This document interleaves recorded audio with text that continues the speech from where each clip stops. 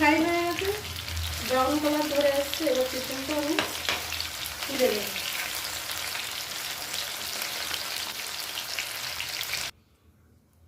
চিকেনটা ভেজে রেখেছিলাম, সেই তেলে দিয়ে দেবো শুকনো লঙ্কা, এলাচ দিয়ে দেবো,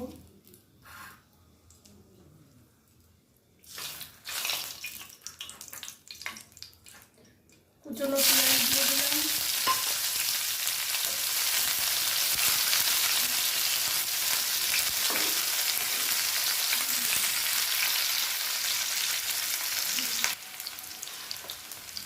এখানে পেস্ট করে রেখেছি আদা রসুন আর পাকা লঙ্কা, এটাকে দিয়ে দেবো।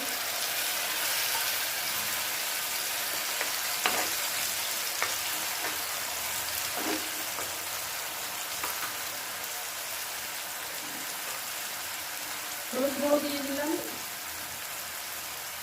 নুন দিয়ে দিলাম,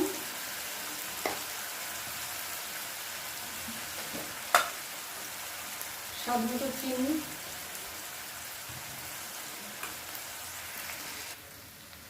মশলাটা তেল ছেড়ে কষানো হয়ে যাচ্ছে।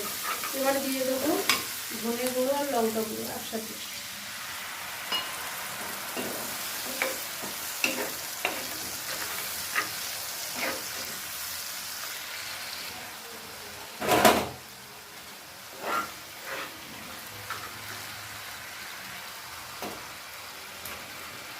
চিকেনটা দিয়ে দিলাম,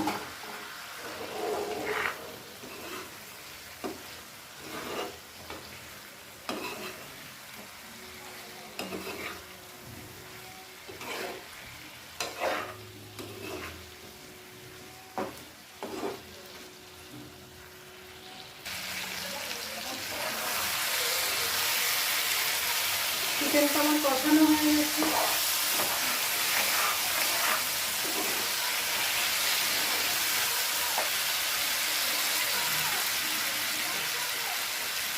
দিয়ে দেবো ফাটানো টক দই।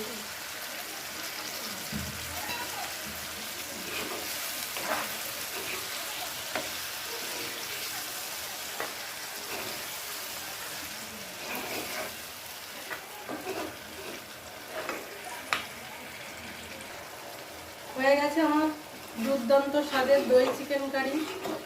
এবার এটাকে সার্ভ করে নেব। আপনারাও বাড়িতে ট্রাই করতে পারেন। অবশ্য আমি সিম্পলভাবে করেছি, কম মশলা দিয়ে কম তেল দিয়ে। আপনারাও করতে পারেন। এটা রুটি পরোটা সব কিছুর সাথে যায় আর কি।